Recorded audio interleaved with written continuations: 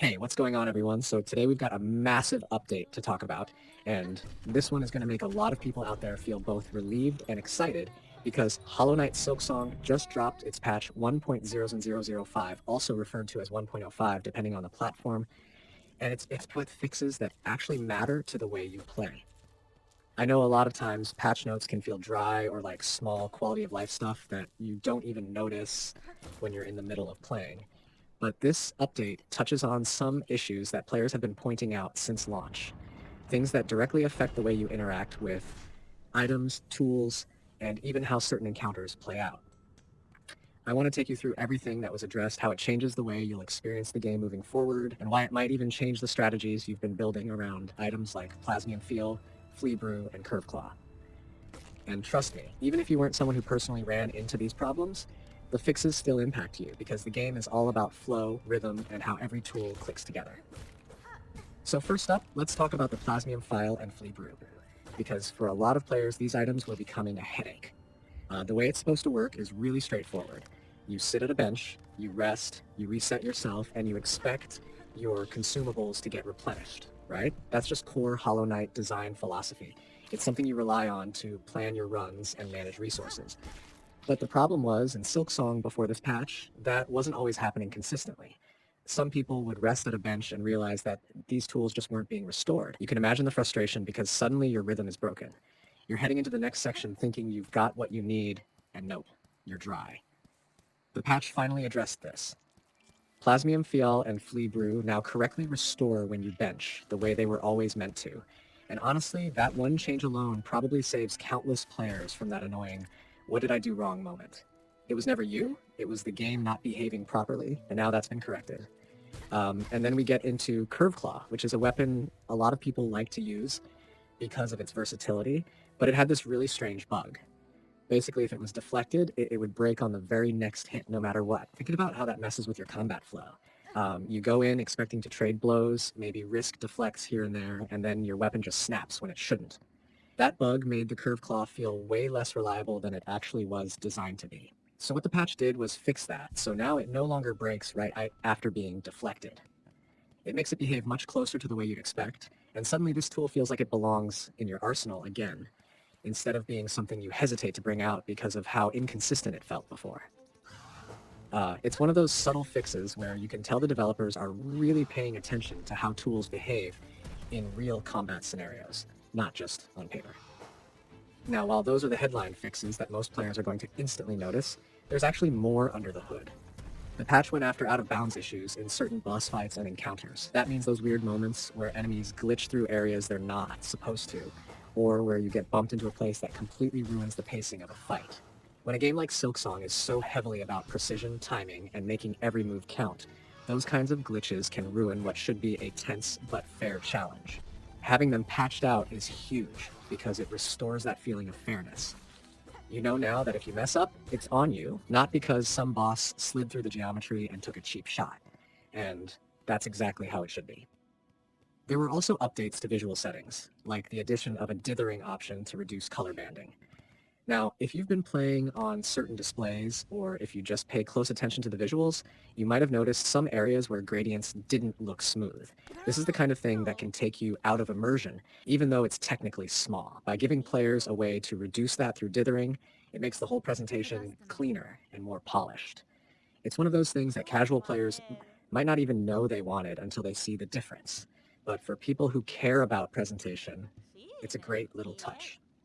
Another small but important part of this patch was clarification around achievement descriptions. Sometimes the wording in achievements or trophies can be just vague enough to confuse you, leaving players wondering if they've fulfilled the requirements correctly.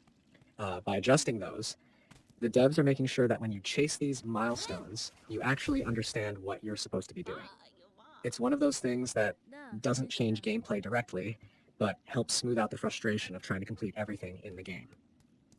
There were also soft lock fixes, and this is something that anyone who's ever been trapped in a situation where the game doesn't let you progress knows is a huge deal. Soft locks aren't as dramatic as a crash to desktop, but they're sometimes worse because you're forced to restart or lose progress, and that can completely kill momentum.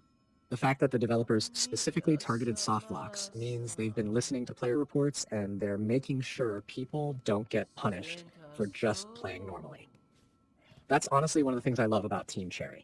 They know how important momentum is in a game like Silksong, where exploration, rhythm, and combat all tie together into a continuous flow. Fixing soft locks preserves that. Now, what's interesting about this patch is the way it reflects the overall philosophy of how Silksong is being maintained. Every one of these fixes shows attention to detail.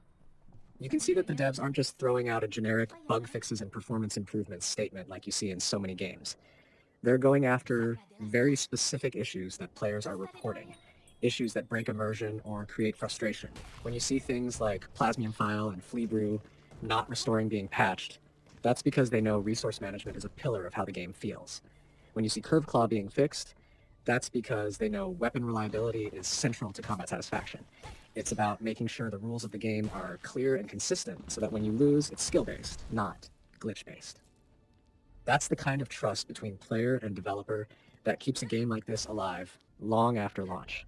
And honestly, this patch also tells us a little bit about where the game is heading. If they're willing to focus on polishing these specific interactions, it makes me think that Silksong is in that phase where the broad strokes are done, and now it's all about refining every edge. That's good news for the community because it means they're not just coasting at the spot, they're actively making sure that every system feels airtight. And that's important when you consider how long the wait for Silksong was. The expectations are sky high, and patches like this help reassure players that the final product is going to meet those expectations, not just at launch, but as it evolves with time. What I find especially cool is how this update actually influences the way people strategize.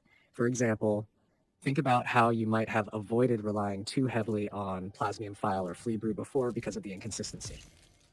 Maybe you built your whole approach around not needing them.